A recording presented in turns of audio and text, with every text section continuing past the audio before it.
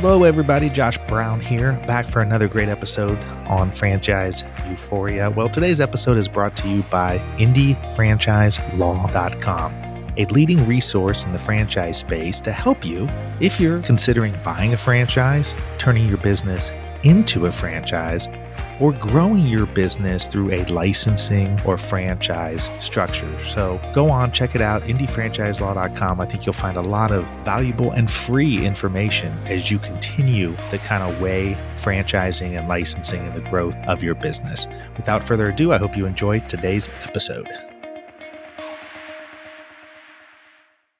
On today's episode of Franchise Euphoria, I've got Charles Bonfiglio, who's the president and CEO of Tint World, an award-winning franchised provider of automotive, residential, commercial, and marine window tinting and security film services. With Automotive Styling Centers in the U.S. and abroad, each location houses profit centers ranging from in-store accessory installations to off-site sales and installation of residential, commercial, and marine window tinting and security films. This was a fascinating interview with Charles, who has lived the life of franchisee for many, many years and then turned into a franchisor of Tint World. And I think you'll find he brings so many of his experiences in the franchise space and his passion for the automotive service space to this franchise system. So hope you enjoy this interview with Charles. Hello, Charles. Welcome to Franchise Euphoria. How you doing? Hi, Josh. Good to be here. Well, I'm excited to interview you. You are the president and CEO of Tint World, which obviously works in part the automotive industry. But I think, at the outset of this interview, can you just take maybe a second and tell us a little bit about Tint World and what it does as a franchise system? Well, Tint World, it's the majority of our business is focused around automotive aftermarket accessories and appearance styling. And it had been adapted to residential and commercial window films and graphics, as well as marine services. And we pretty much do almost everything for a boat that we do for a car, less the wheels, of course. So how'd you get into this? Oh, that's a story I can tell you. I'd love to hear it. As a teenager, I really loved cars. I was an enthusiast, and I started to install my own car stereos. And I came down to Florida with the intention of opening up a car stereo shop. And after being down here for a short time, I felt, I was about 20 years old. I was interviewing landlords to find a place. I went to the bank. I was interviewing them to get loans. And I seemed like I was getting a dead end. They didn't feel like, number one, you say car stereo shop to someone and they don't really understand that that's a real business, or that's just a hobby or an accessory shop. Where they felt that if you were in the auto repair industry or the tire industry, that was perfectly acceptable. So after I was down here for a few months trying to really get some traction, I found out that it wasn't really well accepted. After being down here for a couple of months, I spoke to some family that actually opened up a franchise. It was called Meineke Discount Mufflers. And this is in the early 80s. I was like, mufflers? What's that? And they said, well, yeah, we just opened up one in New Jersey and we're doing really well. It's been about a year now. And two brothers that are cousins of mine, they told me you should check it out. They were doing really well. They opened up their second store. So I said, well, I don't know if I want to do that. I really want to do what I want to do. But he says, you know what? Why don't you call the development manager over at the franchise and see if, maybe it's interesting to you. And I just felt it didn't hurt to try. So I filled out the application, and a couple of weeks later, I got a letter back saying I was approved to be a franchisee. And I still wasn't sure whether I wanted to be. It was nice to be accepted. I wasn't sure. And I really didn't know much about franchising. So I started to call the landlords that I was speaking to. And I said, I know I told you about this car stereo accessory shop I want to do, but I just got approved for a Meineke franchise. Oh, that's a whole different story. We'll get you, we'll build you a built-to-suit, we'll build you an end cap, we'll give you a long lease. I said, really? They said, yeah, we like franchises. That's a good brand we like to have in our buildings. And I was amazed that I was the same person, but now they accepted me. And then I went to the bank, to the same person that I was asking for a loan in the bank, that said, no, we don't have anything for you. And when I went And there, now they did, right? all of a sudden, welcome open arms. We got an SBA loan. We'll be happy to help you. We like dealing with franchises. So that was really my entry of why I went to franchising, is just because I saw that the support I was getting before I even owned the franchise was welcoming me with open arms. And that's really how I started. And lo and behold, I started my first franchise. I think it was 1983. I opened up my first one. And then a year later, I opened up another one. And I wound up over the years opening up 9. I became one of the leading franchisees of Meineke with the highest gross sales, most amount of stores. After the third or fourth store, I started buying the properties and building my own buildings. So I turned into the real estate, and I really tried to understand how I can exploit and utilize the franchise system to grow in many different ways, because the banks were willing to lend me money now, and customers were willing to come to me because I had a good brand, and employees wanted to work for a bigger brand. So there was a lot of benefits I saw with the franchising. So why not leverage it against buying property, building my own buildings with my successful businesses, and instead of paying rent and keep on going up and up, and at the end not having anything but no lease, why not buy the property, build my building, and pay it off? So at the end, I have it paid off, and it's done. And I did that. You know what I love about that, just not to interrupt you, but what I love about that too is it also, and I'm sure you thought about this, it also protected you on a downside too, that if something were to happen with Meineke, let's say in those locations, or let's say, that just turned out, maybe it was a great location for a number of years. If you own the land, now you still have a secondary asset that you can do something with. Absolutely. I mean, there's way more even to that, even so. But that's a good point. It was the dual income. So I've realized after the first few years of owning a few stores, the rent every couple of years went up. A few points every year. They have increases, and the landlords, you required to do everything. So when I started to buy the properties, I'd get a 15-year or a 20-year mortgage, and the mortgage was stayed the same the whole time. It was a fixed amount, so it didn't go up for the period, which was good. Secondarily, it got paid off. So when it was paid off, instead of paying the landlord rent or not owning a lease anymore, I would still own the business, and I would be basically collecting rent and still making money from the business. And to take it one step further, I actually would sell the business. And not only would I cash out on sale of the business, but I would also collect rental income from the new tenant that I sold the business to. So it was really a nice way of transferring it. And in addition to that, along the way, when you own the property, you get the depreciated value write-offs for your business for the property. You get a lot of different discounts. You get any interest you're paying on the mortgage on the property. You get those write-offs. So there's some tax advantages for business and some estate planning advantages, as well as when you go to cash out.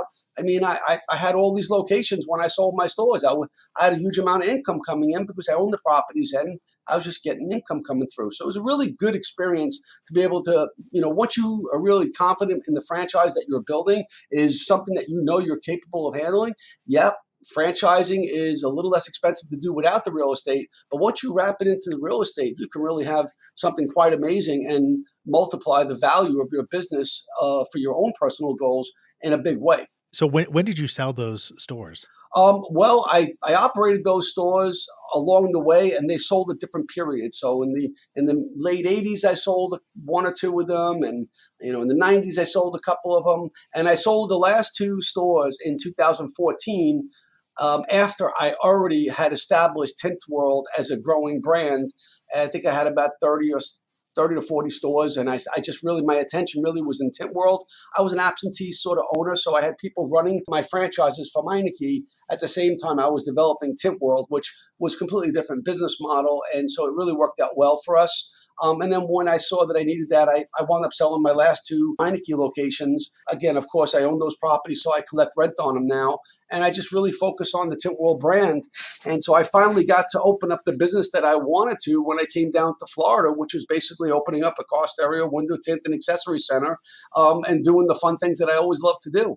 I love that. So you started Tint World yourself. And not exactly. When I moved down to Florida, I think it was 1983. I moved down, and just a year earlier, the first Tint World was born.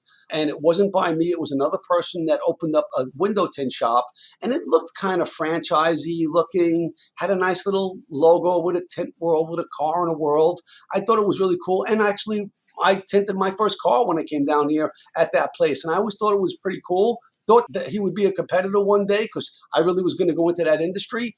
And then when I wound up being a multi-shop owner for an area developer for Meineke, I just really put it out of my mind. And then as time evolved, I never was satisfied that I wound up being in the auto repair and maintenance industry and not really doing what I came down here for.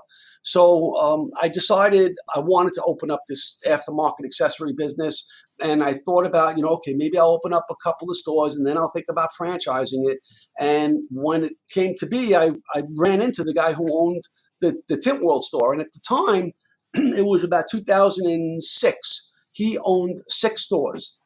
Over the years, he built, 6 stores, and they were kind of a little run down. They were very plain. He never really kept up with them, but they still did well. And I still remember that he was very popular in what he did. There wasn't really anything like that. So I ran into him and I said, listen, I'm interested in buying those locations you have. They're a little run down. I said, but I think I can do a good job. He said, what do you want to do it for? I said, I want to franchise it. He says, wow, that'd be interesting. Maybe I can be part of that.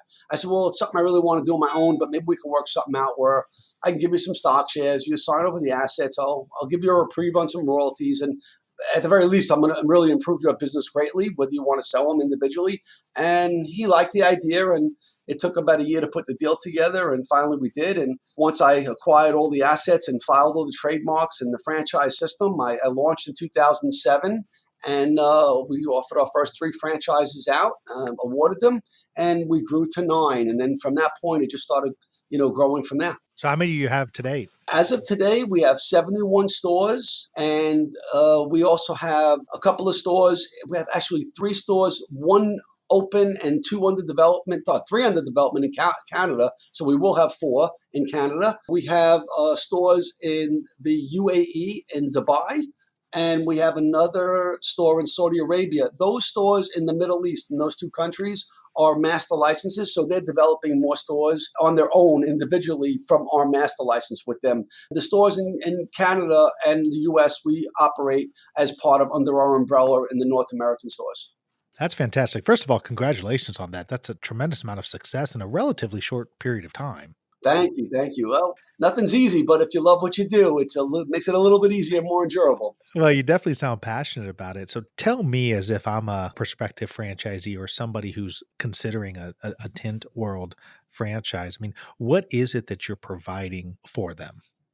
Well, like most franchise companies, they provide you with a system. They provide you with a platform that's going to take care of a lot of the heavy lifting, the branding, the marketing, the support, the training, the vendor management from all the different suppliers to negotiate good quality products at discounted prices, business systems and tools, and a recognizable brand where people want to come in. So when you go into business on your own, it's really reinventing everything all over again. And in today's world, the way things change so quickly, even if you spent a lot of money on just a website, I mean, in 2 or 3 years, it's pretty much outdated. It's got to continue to be updated. So going it alone is very difficult. And going with a franchise system, you can leverage that franchise system to basically allow you to invest into a proven model, follow that system, grow within that system, and do other things like I did, which was basically buy properties around them. And I've built a lot of wealth with a lot of ways that I've done through the franchise system that I wouldn't otherwise been able to do so quickly on my own. So I leverage a franchise system to maximum potential to grow the biggest, broadest way I could in my own personal wealth. But as far as Tint World as a franchise system, I believe it's pretty unique in the way I built it. I saw as a franchisee, in a very big system, what they did really, really well, I liked, and I tried to portray that in our franchise system. And what I thought that they could have done better, or they could have, what I would have wanted more, I tried to make sure I implement those things. I really wanted transparency with the marketing and advertising fund. I wanted to really know what I was getting and return on investments on lead gen and on customer acquisition. I wanted to really be more involved into the vendor negotiations, making sure that we're getting the best prices and the best quality service and distribution. I wanted to make sure that we have transparency and that we're not just having franchisees doing high sales, but that they're very profitable sales. There's a lot of net profit for them. So those are the kinds of things as a franchisee I really wanted to improve a little bit more, automate the accounting processes, the business processes, and really have the franchise focus on the things that they love to do, which is run the day-to-day operations with their staff, their team, their management, and focus on taking care of the customers. Some franchises do more of that than others, and I really made that to be where it was a goal of mine to automate the franchise system as much as possible to make it very easy and enjoyable. Well, tell me, these are brick and mortar locations, right? Yes, they're brick and mortar locations that service probably about 70 to 80% of their business, depending on the store, in the actual store itself. Some of the services they do are for car dealerships. They do some of that work. And they also do residential, commercial, and marine services, which are additional services outside of their actual brick and mortar store, and they're on the road. So they have a service vehicle with a branded wrap that they can do outside services, as well as the internal services they can do inside the building. We have just recently launched an e-commerce platform that allows each franchisee to sell products on the internet. So it opened us up to our warehouse distribution. We'll actually drop ship the products directly to consumers or deliver it to a store. So a consumer could buy online and actually have that omni-channel purchase online, ship to store, ship to their home, schedule installation at the store. So I believe we're probably the first franchise that I know of that's doing it, specifically in the automotive space. Maybe people that are doing it in the food space, but in the automotive space, I haven't seen it. It's not an easy task, but I've been working on it for a lot of years, and we're just now starting to get some traction to improve sales online as well as in store. And so do you have it set up to where if somebody goes online and happens to be in one of your franchisees' territory, they get credit for that? Yes, exactly. So when someone chooses that franchise location, as soon as they start shopping, they've got to select the franchise, and usually they'll select the one closest to them, so it comes up no different than it would on Home Depot or Office Depot. Once it's selected, when they go to check out, that actual franchisee is the one who is the selling franchise of that product, and at the checkout, they can option to send that product to the store and schedule installation or pickup, or they can select it to send it to their home and just buy it like a traditional online process. I love that you do that. It always annoys me when and I work with franchisors and franchisees, but when franchisors, you have a protected territory as a franchise, but they'll carve out the e-commerce platform. And so anything that sells, even if it's within a lot of systems, even if it's within their territory, they don't give any credit to the franchisees, or at least you have to try to negotiate that in. So I think you're doing it the right way, the respectable way, and the way that makes good sense, because at the end of the day, they likely have to go in anyways to get the service done, but it's a benefit to you in the long run as well to help the franchisees in those locations. And you know what? I built the franchise system with the franchisee mentality. I've built what I would want. Everything was franchisee centric. So, it'd be nice to say that I can have my own key e-commerce store as a franchisor and leverage the franchisee's advertising to build another independent business off the platform. But I just didn't see that as to be the right way to do it. I know other companies have done that. To me, it's all about pushing all the service, all the sales, everything right back to the franchisees and giving them leverage with high technology they probably wouldn't be able to get on their own, and be able to give them these things. Again, if I do a really good job, helping create wealth and success for my franchisees, in the end, it will come to me as a franchisor. I never really did it it was just about money. The money is a scorecard for me. I've already lived, 9 franchises, real estate all over and doing things. It was never about the money to do this. This is about building an awesome system that I started to work with Meineke when I was with them. And as they grew, they stopped listening a little bit. And I really wanted to figure out, how do I do what I love to do? I like to automate things. I like to improve things. I like to create more systems. And I like to, help other people, other franchisees do what I've done in a lot quicker time. So if it took me 25 to 30 years to get to where I am, I'm building this so they can probably get there in 10 years or less. Well, I love that because you've got the long game in mind. And I see so often in the franchise world where it's very evident to me that certain franchisors have a short game play, right? How can I make our balance sheet, our books look as good as possible so that somebody can come in and either purchase it or take it over? And usually, I'm not saying that's a bad or good thing. I'm saying, but oftentimes that comes at the expense of the franchisee. Now, speaking of the franchisees, tell me who's your ideal franchisee? Who's somebody who makes a good fit for the Tint World franchise? I would say that if you like cars, if you like automobiles, if you like working with customers, that would definitely be a first step. I don't have any franchisees in our system that aren't an automotive enthusiast in some way. The majority of our franchisee, I'm sad to say, are men. I have a few women that run it, and I have wives of men that purchased it and get to love it. But men are car guys, and women they like them, but they like them to drive them. Not so much maybe in the business aspect, but it is catching on. We have a few women franchise owners. And again, I see whenever you get the women, the wives of the franchises that do come in, get involved, it goes that much better. Women really, they really know how to put that little touch onto a business that improves things in a good way. And again, I always believe that one of the reasons why I was so successful is because my wife of 30 plus years has worked with me side by side. And when we have a good relationship, all I'm focused about is building our lifestyle, building our business, building our family. And so when things are good, you have nothing else to worry about or be concerned about except improving your own family and your own growth. When you have to worry about, things not being well at home or with friends, or this conflict, it doesn't leave you a clear mind to focus on growing your business. And so I found that to be a really important thing to tell franchisees when they come in. Make sure the people around you have good relationships with you. I think that's great advice. One final question before we end, and that is, as you've built this business, I mean, you have a unique perspective because you were a franchisee for a significant period of time. As you indicated, you built this Tint World franchise with a franchisee's perspective. But I'm sure just like with every business, every franchisor I've ever known, there's challenges along the way.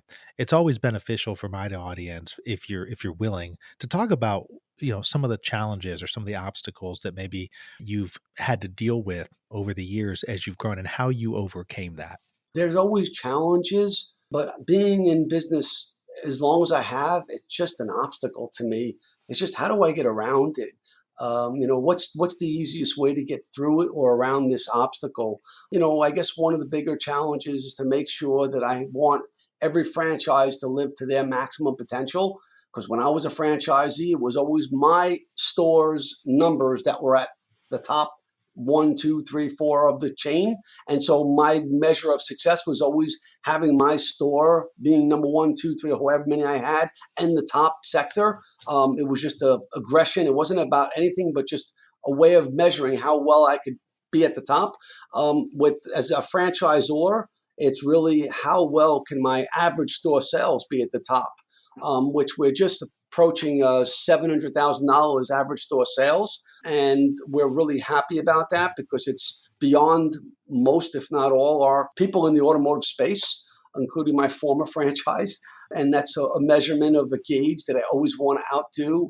I want to be able to really grow and do a good job. So I would say, making sure that franchisees are being able to have the desire and the wherewithal to be able to reach those levels of success because it's my scorecard in the end. But collectively, we're getting there to where I want, and I actually empower our franchisees to cross-pollinate. But there isn't really a lot of problems, just a matter of how quick that I can, get through them or around them and grow it. There's nothing I haven't been through that scares me or is it something I have to be concerned with. I'm always innovating and trying to make our business sustainable and grow in multiple ways, and with the eyes and the ears of the franchisee in mind first. And that's my guiding light to what's going to be that I'm going to put in place that's going to make us successful. Well, if you want to learn more about this opportunity, go to tintworld.com or you can check them out on Facebook, Twitter, LinkedIn. Thank you, Charles, so much for taking time. I think your story is a powerful one. It's impressive. You're certainly passionate about what you do. And so you bring all the key ingredients to the table. So I appreciate you taking a few moments out of your day to speak with me and my audience. And I wish you nothing but the best of luck in the future. Thank you, Josh. I appreciate it. It was a pleasure sharing my story with you. Thank you so much for tuning in for another episode of Franchise Euphoria. If you enjoyed this episode or have enjoyed the podcast in general, I would really appreciate it if you could go to iTunes and leave me a rating and review. It really helps to get this podcast out to more and more people. So the easy way to do it is go to iTunes and in the search box, put in Franchise Euphoria. You will then see my cover art and you click on my smiling face that says Franchise Euphoria and then click on the link that says ratings and reviews. It's that simple, but boy, oh boy, does it mean the world to me when people leave ratings and reviews. And like I said, it really helps get the show out there. Once again, would love it if you would go to iTunes and leave a rating and review if you enjoyed this episode or other episodes of the show. And until the next time, happy franchising.